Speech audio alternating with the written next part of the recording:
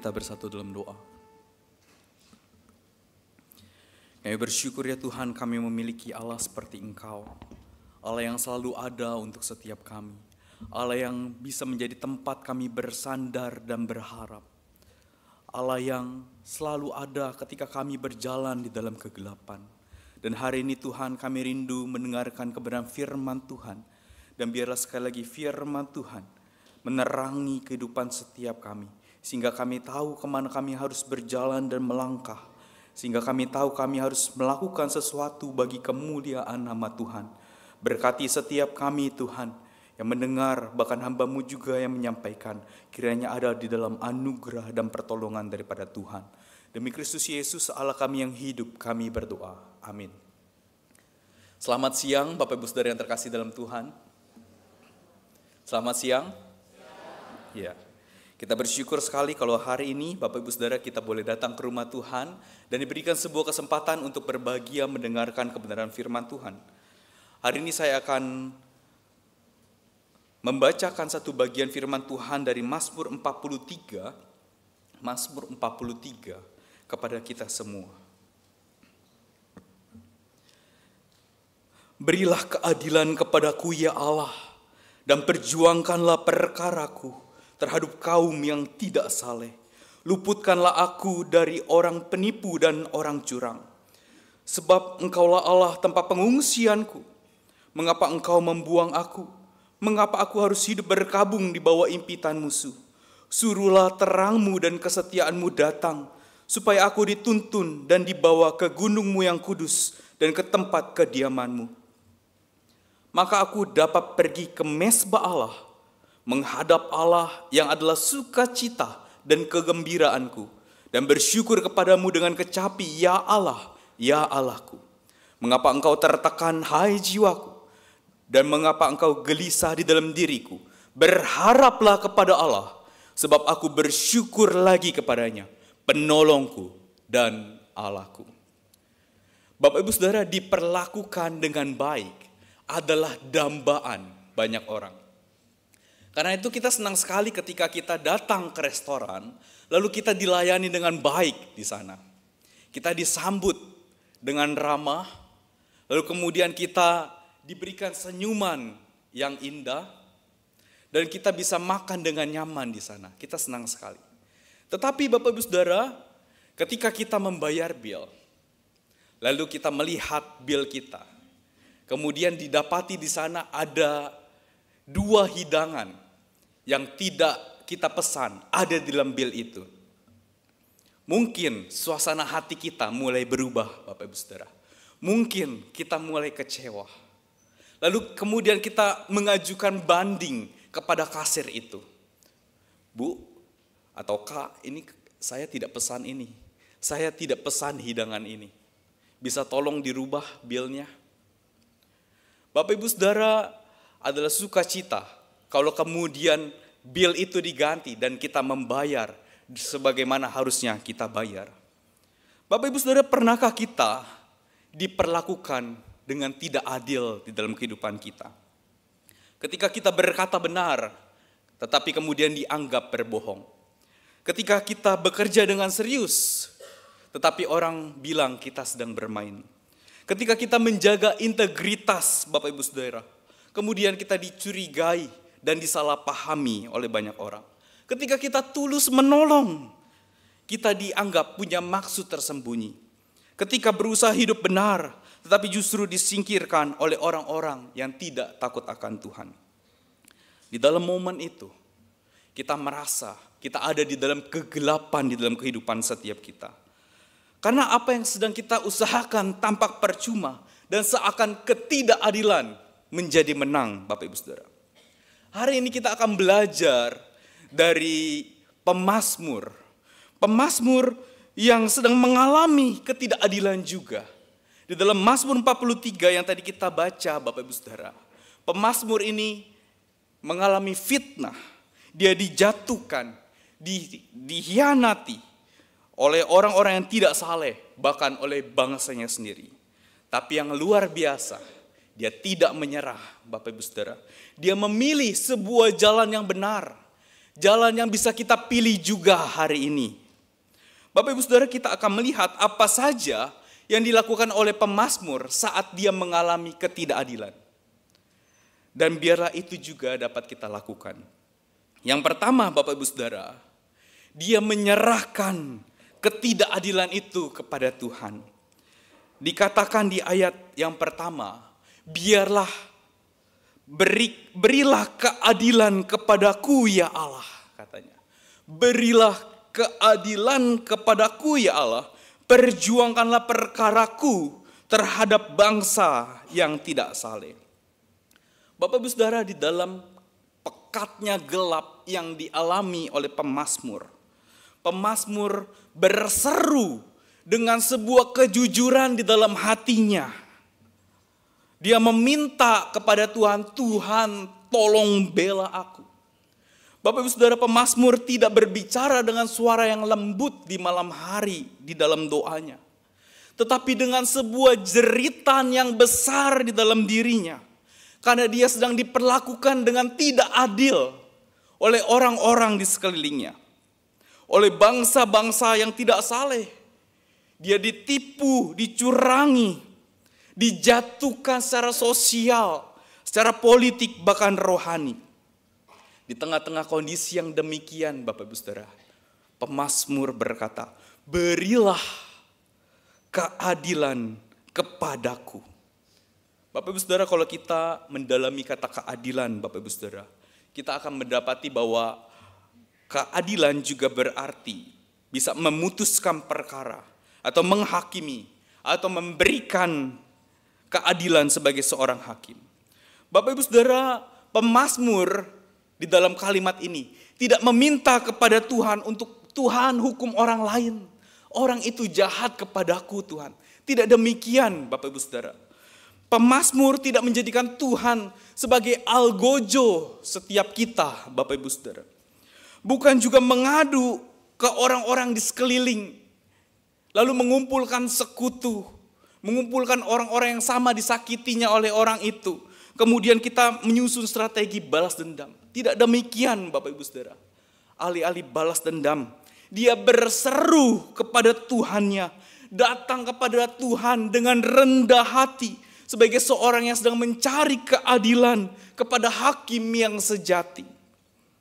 Dia menyerahkan kasusnya kepada Tuhan Bapak Ibu Saudara. Dia mengaku kepada Tuhan bahwa dirinya tidak mampu untuk memperjuangkan kasus ini. Dirinya tidak sanggup, dirinya tidak cukup capable, dirinya tidak punya cukup sumber daya untuk memperjuangkan kasus ini. Karena itu dia menyerahkan ke pengadilan Tuhan. Bapak Ibu Saudara, ketika kita mengalami ketidakadilan, apa yang kita akan lakukan Bapak Ibu Saudara? Mungkin kita akan mengambil langkah hukum, lalu memperjuangkan keadilan di depan hakim Bapak Ibu Saudara. Tetapi ketika pengadilan dunia tidak berpihak kepada kita, kita datang kepada hakim yang agung, kepada Tuhan itu sendiri. Dan itulah yang dilakukan oleh pemazmur Bapak Ibu Saudara. Bapak Ibu Saudara, dari sini kita belajar bahwa Tuhan adalah sumber daripada keadilan sejati. Bukan opini orang lain, bukan opini masyarakat, bukan pembelaan di media sosial.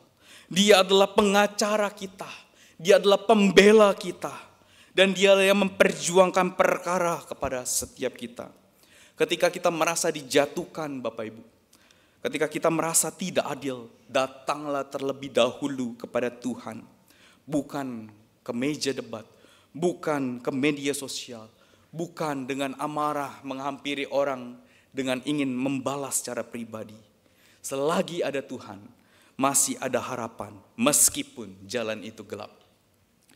Bapak Ibu Saudara, ada seorang yang bernama Walter Macmillan. Dia adalah seorang yang tinggal di Alabama dan dia adalah seorang kulit hitam. Di tahun itu Bapak Ibu Saudara, 1988, kulit hitam masih dipandang sebelah mata. Orang-orang saat itu sangat rasis sekali. Dan di tahun itu Bapak Ibu Saudara, di Alabama, Alabama, Bapak Saudara, Walter McMillian, kemudian divonis mati oleh hakim yang ada di sana. Dan yang mengejutkan adalah Walter McMillian tidak pernah melakukan apa yang dituduhkan oleh hakim.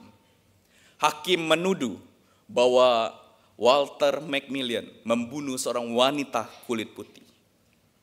Bapak Ibu Saudara, di saat itu kondisi hati Walter McMillian sangat sedih. Dia tidak melakukannya, bahkan bukti sangat lemah. Bahkan saksi banyak sekali yang melihat bahwa Walter McMillian tidak ada di lokasi kejadian pembunuhan pada waktu pembunuhan itu terjadi. Tetapi tuduhan dan vonis dijatuhkan kepadanya. Sedih hatinya Bapak Ibu Saudara. Dia tidak punya cukup uang untuk melakukan pembelaan. Dia tidak punya teman-teman, koneksi di sekelilingnya yang bisa dia andalkan. Walter McMillian menjadi seorang yang hampir saja masuk ke jurang yang dalam karena sebuah fitnah. Namun di tengah-tengah kondisi demikian, Bapak Saudara, datanglah seorang pria bernama Bryan Stevenson. Dia adalah seorang pengacara lulusan Harvard. Kemudian dia mengambil kasus daripada Walter McMillian, memperjuangkannya bertahun-tahun. Walaupun Bryan Stevenson diancam, dikucilkan, tetapi Bryan Stevenson memperjuangkan kasus ini dengan sangat baik. Sehingga pada akhirnya Walter McMillian kemudian dibebaskan daripada vonis hukuman mati ini, Bapak Ibu Saudara. Bapak Ibu Saudara, apa yang ada di dalam pikiran Stevenson saat itu? Dia berkata begini, saya tidak mencari uang, saya tidak mencari popularitas, tetapi saya melakukannya karena saya tahu bahwa kebenaran harus dibela, meskipun kebenaran itu tidak populer, meskipun kebenaran itu tersembunyi, meskipun kebenaran itu ditutupi. Itulah yang diperjuangkan oleh Bryan Stevenson. Bapak Ibu Saudara, McMillian seperti pemazmur di dalam Mazmur 43 ini, seorang yang tidak punya kuasa membela dirinya sendiri. Ketika dia dicurangi, ketika dia difitnah oleh orang-orang di sekelilingnya, dia tidak punya daya untuk membela dirinya sendiri. Dan Stevenson menggambarkan gambaran Allah di dalam Mazmur 43. Dia pembela sejati yang datang bukan karena sebuah imbalan, tetapi karena belas kasih, tetapi karena kebenaran harus ditegakkan. Bapak Ibu Saudara, Mazmur ini adalah doa dari mereka yang tidak memiliki kemampuan untuk membela dirinya, tetapi percaya kepada Allah yang menegakkan keadilan. Bapak Ibu Saudara, pernahkah kita ketika kita bekerja keras di kantor, menyelesaikan semua deadline kita, menjaga integritas kita, tapi saat pembagian bonus, tetapi saat ada promosi, kemudian justru rekan kerja kita yang menjilat atasan yang dipilih. Pernahkah kita, Bapak Saudara, bekerja dengan jujur, tapi justru yang naik jabatan adalah yang suka menjilat. Dan kita berkata, Tuhan, ini tidak adil. Pernahkah kita, Bapak Saudara, ketika kita membantu orang lain, entahkah teman kita, entahkah keluarga kita, entahkah mungkin di dalam pelayanan, kita membantu dengan sebuah ketulusan yang dalam, tetapi kemudian kita disalahpahami, atau kebaikan kita kemudian disalahgunakan, Bapak Saudara. Ketika ketidakadilan itu datang, adakah ketidakadilan itu kita serahkan kepada Tuhan, kepada pembela sejati, kepada hakim yang agung, kepada pengharapan setiap kita? Bapak Ibu Saudara, berdoalah kepada Tuhan dengan jujur. Dan itulah cara, Bapak Saudara, agar kita menyerahkan keadilan, ketidakadilan itu kepada Tuhan. Kadangkala di dalam doa kita, Karena kita menganggap bahwa Allah itu agung. Kemudian kita berdoa dengan sopan kepada Tuhan. Bagus sekali, saudara. Sikap seperti itu bagus sekali. Tapi pernahkah kita berdoa dengan jujur kepada Tuhan? Akan apa yang hari ini sedang kita alami? Akan apa yang hari ini sedang kita rasakan, Bapak Ibu Saudara? Pernahkah kita berdoa kepada Tuhan, datang kepada Tuhan dengan jujur berkata, Tuhan, aku sedang lelah. Tuhan, saya tidak bisa menghadapi situasi ini. Tuhan, orang lain tidak berlaku dengan adil kepada saya. Tuhan, teman kantor saya hari ini menjatuhkan saya dan hati saya terasa sakit. Tuhan, saya memposting yang baik di media sosial, tetapi orang sinis dan menghujat saya. Tuhan, saya disalahpahami hari ini. Orang melihat saya hanya dari satu sisi, tetapi tidak melihat keseluruhan lalu memberikan sebuah penilaian.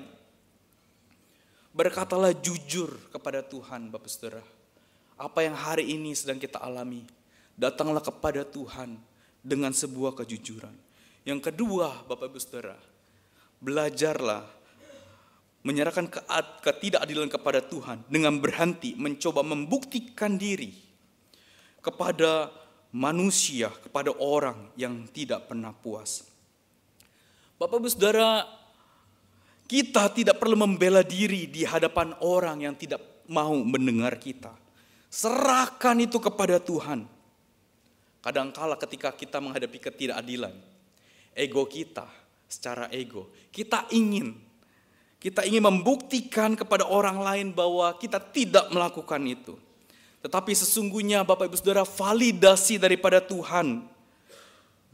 Dengan Allah berkata, engkau anakku, itu sudah lebih daripada cukup. Karena di dalamnya ada sebuah janji kekal.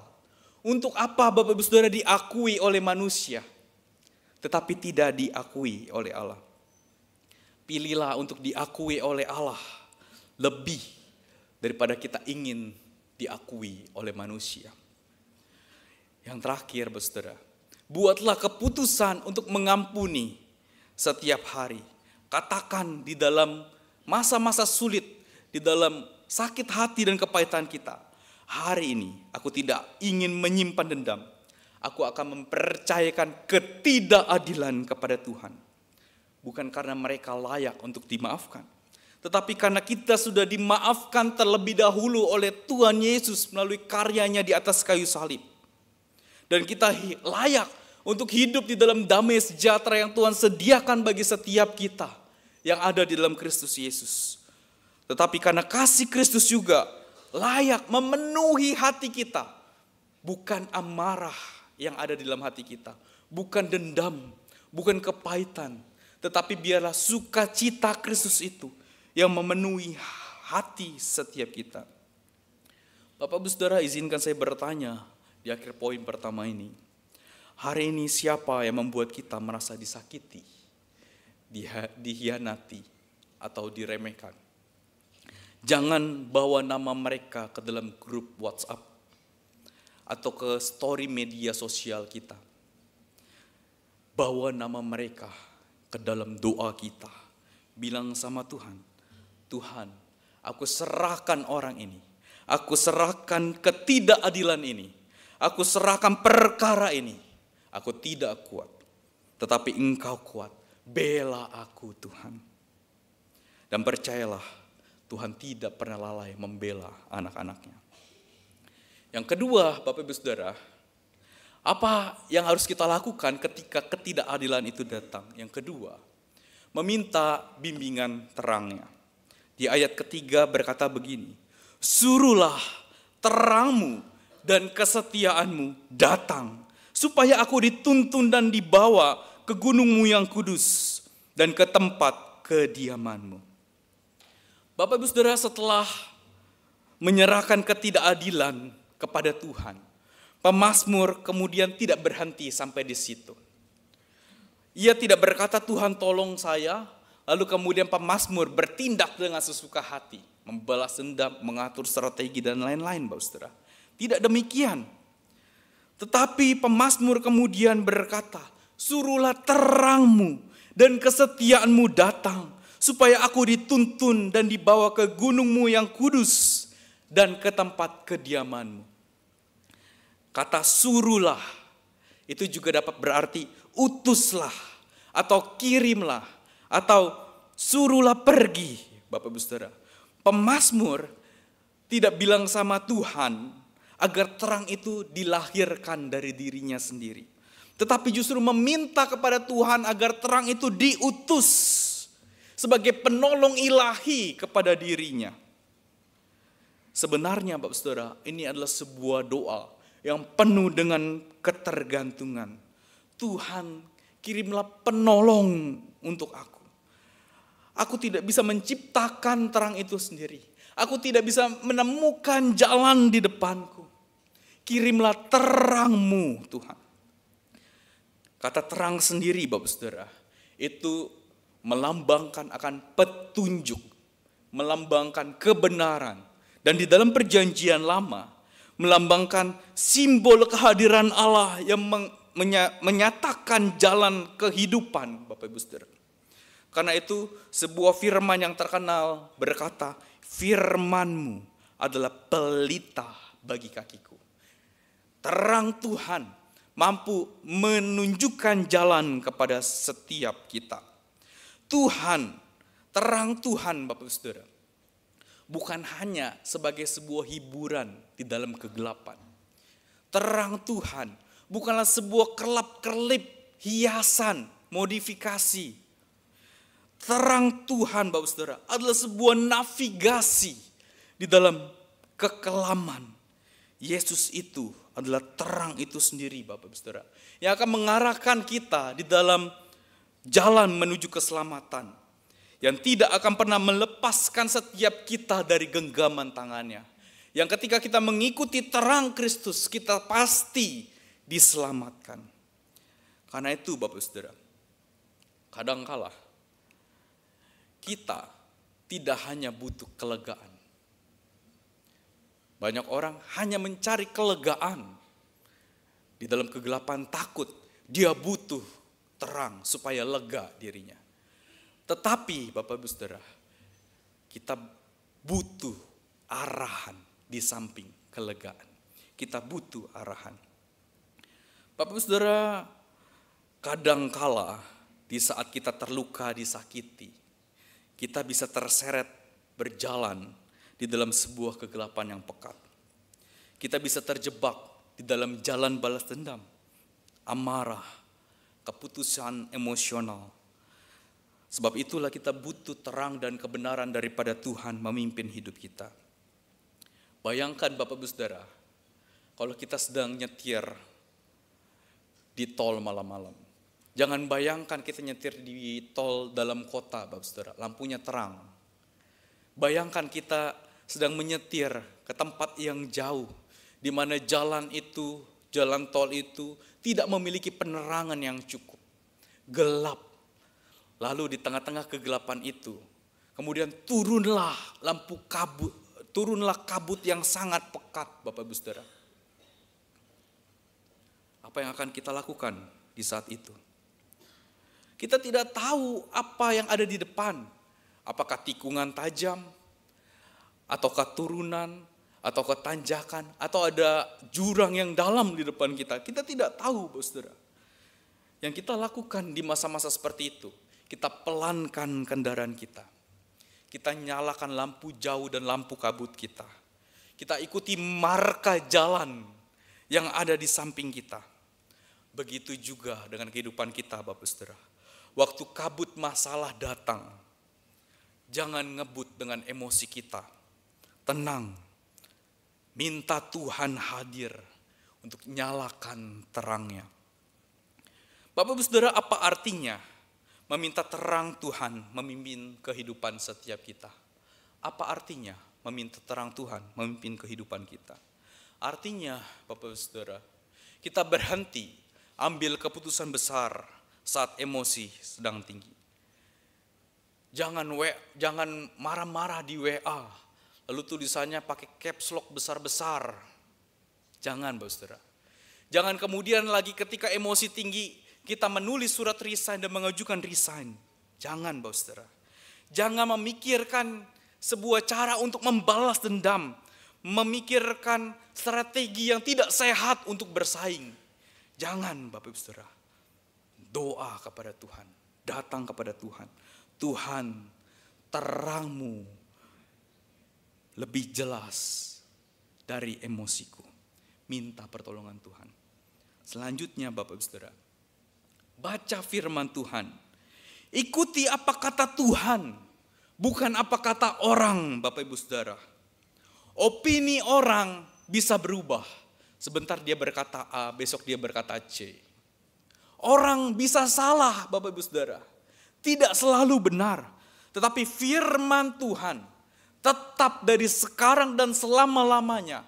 Dan sudah pasti benar. Tetapi ajaibnya kita lebih sering menyukai apa yang orang lain katakan. Padahal itu tidak benar. Padahal itu belum tentu benar. Sekali lagi firman Tuhan berkata, firman-Mu adalah pelita bagi kakiku dan terang bagi jalanku. Firman itu akan menuntun kehidupan setiap kita. Bahkan ketika kita ada di dalam kegelapan ketidakadilan. Bahkan ketika kita ada di dalam jurang keputusasaan. Firman itu akan memimpin kehidupan kita. Kemudian Bapak Saudara, berdoa dengan berkata, Tuhan tuntun aku. Seringkali kita berdoa, Tuhan ubah situasiku. Ubah situasiku. Tapi Bapak Saudara, berdoalah dengan cara yang berbeda. Tuhan tuntun langkahku. Dan berjalanlah bersama-sama dengan aku. Kadangkala Bapak Saudara, Tuhan tidak langsung mengubah situasi kita di saat itu. Dia menuntun kita berjalan melewati situasi yang berat. Situasi yang tidak adil itu. Situasi yang gelap itu. Dia berjalan bersama kita. Memberikan kekuatan kepada kaki kita untuk bisa melangkah melewatinya. Selangkah demi selangkah.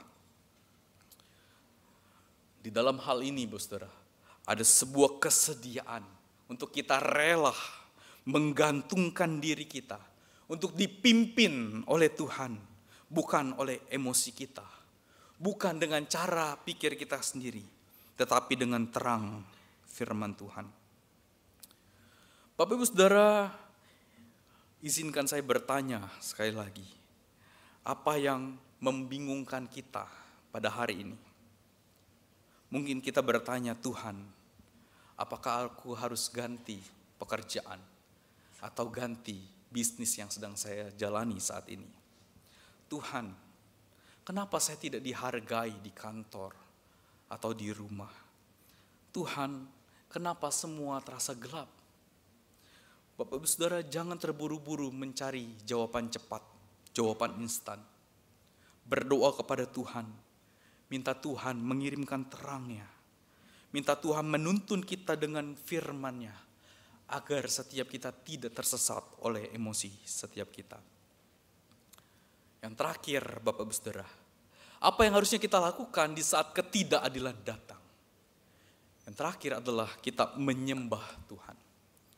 Di dalam ayat yang keempat dan kelima, dikatakan begini, maka aku dapat pergi ke mezbah Allah, menghadap Allah, yang adalah sukacita dan kegembiraanku, dan bersyukur kepadamu dengan kecapi, ya Allah, ya Allahku. Mengapa engkau tertekan, hai jiwaku, dan gelisah di dalam diriku? Berharaplah kepada Allah, sebab aku bersyukur lagi kepadanya, penolongku dan Allahku. Bapak Ibu Saudara, pemazmur mengalami tekanan, kegelapan, dan ketidakadilan. Tetapi dia tidak berhenti di dalam rasa sakitnya. Dia tidak berhenti di dalam kegelapannya.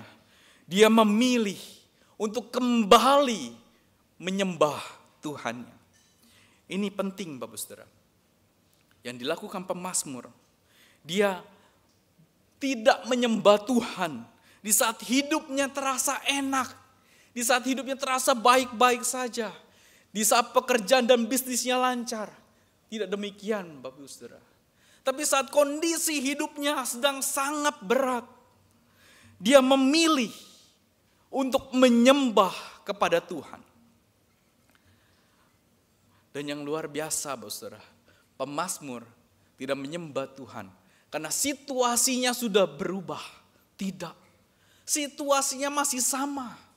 Dia menghadapi sesuatu yang tidak enak baginya. Di dalam kegelapan yang harus dia hadapi, dia tetap menyembah kepada Tuhannya. Bapak Ibu Saudara, bayangkan kalau kita punya seorang anak kecil. Dia tidur di kamar terpisah dengan kita malam hari dengan selimutnya yang lucu. Lalu kemudian Bapak Saudara, di tengah malam, lalu kemudian dia bangun secara tiba-tiba, membuka selimutnya, lalu lari kencang ke kamar kita, membuka pintu kamar kita dengan kencang. Lalu kemudian dia menangis sejadi-jadinya sambil badannya gemetar, Bapak Ibu Saudara. Apa yang kita lakukan kepada anak kecil ini? Sebagai orang tua, tentu kita akan memeluk dia erat-erat. Membiarkan air matanya membasahi baju kita. Mungkin dia masih menangis saat itu, saudara. Badannya masih gemetar sesenggukan. Tetapi kemudian di dalam pelukan kita yang erat dan nyaman itu, kemudian dia mulai tenang. Kemudian hatinya tidak lagi gelisah. Bukan karena dia lupa akan mimpi buruk yang dia alami di malam hari itu, Bapak Saudara. Mungkin dia masih ingat. Tetapi karena dia tahu bersama dengan siapa dia. Bersama dengan orang yang dicintai. Bersama dengan orang yang ia percayai. Papanya dan mamanya bersama-sama dengan dia. Bapak Ibu Saudara, begitu juga dengan kita. Kadang badai belum selesai. Tapi saat kita datang kepada Tuhan di dalam penyembahan kita, jiwa kita diingatkan lagi. Aku tidak sendirian. Harapanku tidak mati. Ada Tuhan bersamaku. Aku pasti aman.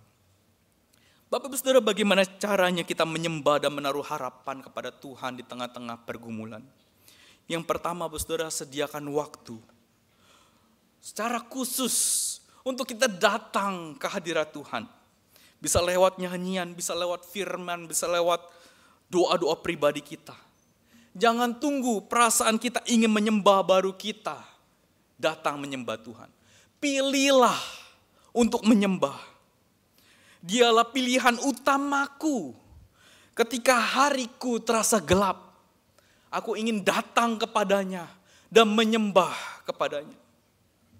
Yang kedua, saudara, arahkan jiwamu. Katakan kepada dirimu seperti pemazmur berkata, mengapa engkau tertekan, hai jiwaku? Berharaplah kepada Allah. Bapak Ibu Saudara, kita sering mendengarkan kata hati kita. Tapi kita jarang berbicara kepada hati kita tentang iman dan pengharapan kepada Tuhan. Kita sering berbicara dengan kalimat seperti ini kepada hati kita. Aku capek. Aku tidak kuat. Aku sudah berdoa tapi tidak ada perubahan. Aku cemas. Aku lelah. Itu semua adalah suara hati kita di saat kita sedang lelah, Bapak Ibu Saudara. Dan itu wajar. Tetapi pemazmur menunjukkan satu hal yang sangat penting ketika itu terjadi. Seakan-akan pemazmur ingin berkata, jangan biarkan hatimu mengemudikan dirimu. Jangan biarkan hatimu memegang kendali atas hidupmu. Ketika hati mulai lemah, biarlah iman mengambil alih. Dan biarlah iman berbicara kepada jiwa setiap kita. Katakan dengan keras di dalam hati kita. Jiwaku, jangan takut. Tuhan masih ada. Dan aku berharap kepadanya. Aku akan bersyukur lagi kepadanya.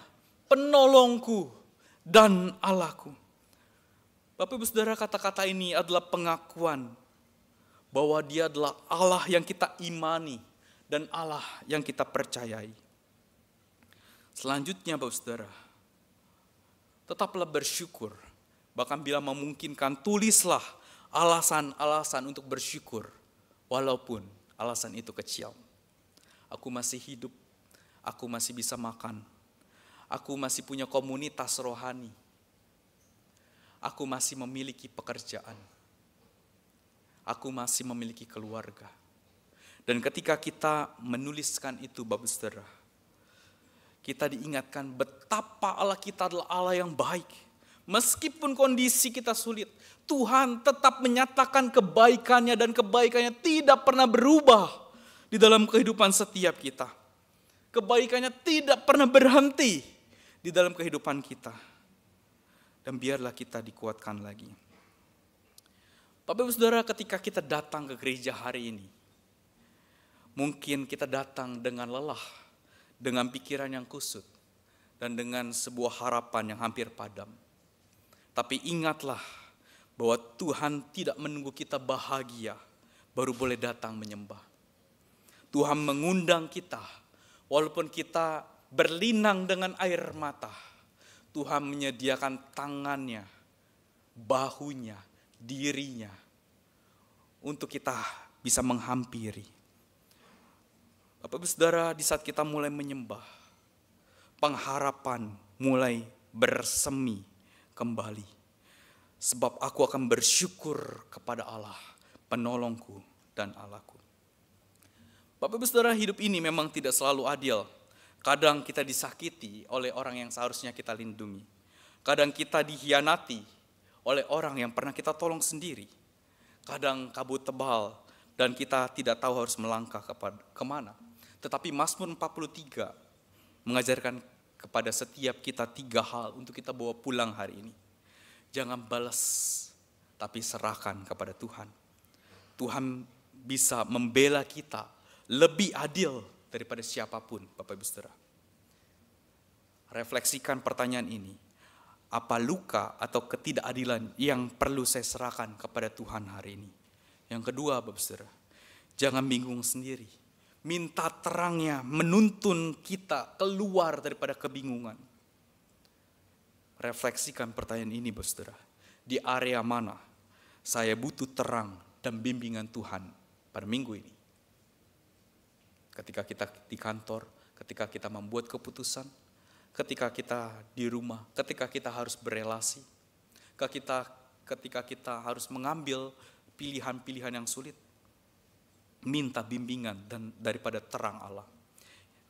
Yang terakhir, Saudara, jangan putus asa. Kembalilah menyembah, karena di sanalah harapan kita dipulihkan. Kapan terakhir kali saya menyembah dengan hati yang hancur kepada Tuhan? Maukah kita mulai lagi menyembah kepada Tuhan dengan hati yang hancur? Mari kita berdoa.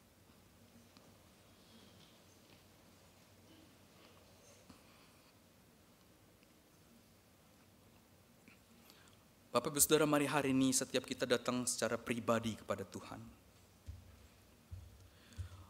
Mungkinkah hari ini kita datang dengan jiwa yang tertekan seperti pemazmur? Kita sedang berjuang dengan ketidakadilan, kekecewaan, luka dari orang-orang terdekat kita. Atau kita merasa seperti jalan di dalam kesendirian dan kegelapan. Hari ini Tuhan tidak menawarkan sebuah jawaban cepat kepada kita, tapi Dia menawarkan pelukan, seakan Dia berkata, "Anakku, biarkan aku yang memimpin kamu." Jika kita berkata dalam hati kita, "Tuhan, aku mau kembali berharap, walaupun aku belum kuat. Tuhan, tuntun aku. Aku tidak ingin jalan sendiri lagi. Tuhan, aku serahkan semua sakit dan kekecewaan ini kepadamu." Jika kita berkata demikian, Bapak Saudara, maka inilah waktunya kita datang kepada Tuhan dengan sungguh-sungguh. Kita memohon pertolongan daripada Tuhan.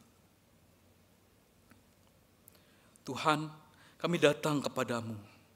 Engkau tahu kondisi hati kami yang seringkali terluka oleh ketidakadilan dan kekecewaan.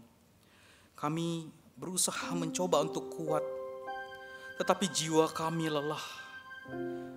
Kadang kami ingin menyerah, karena hari terasa begitu gelap, karena kabut terasa begitu tebal. Tapi hari ini melalui firman-Mu, Engkau mengingatkan kami tidak sendirian. Engkau adalah Hakim yang adil, terang yang sejati, Allah yang akan menjadi sukacita setiap kami.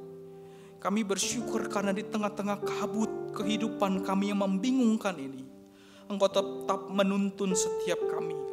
Di tengah hati kami yang gelisah, Engkau menyapa setiap kami. Di tengah dunia yang tidak adil, Engkau tetap membela setiap kami dan berdiri di samping kami. Tuhan, ajarlah kami untuk menyerahkan ketidakadilan, bukan membalas. Ajarlah kami untuk dituntun oleh terang-Mu, bukan mengandalkan emosi. Dan ajarlah kami untuk menyembah dan bukan mengeluh. Pulihkan hati kami yang retak. Bangkitkan kembali pengharapan kami yang padam. Dan tuntunlah langkah kami dalam terang kasih-Mu. Biarlah kami pulang dari tempat ini bukan dengan beban yang sama, tetapi dengan hati yang percaya bahwa Engkau adalah Allah yang memeluk kami dalam kegelapan dan menuntun kami keluar menuju terang Tuhan. Kami berdoa pada Tuhan Yesus, penolong dan Allah kami. Amin. Tuhan memberkati kita semua.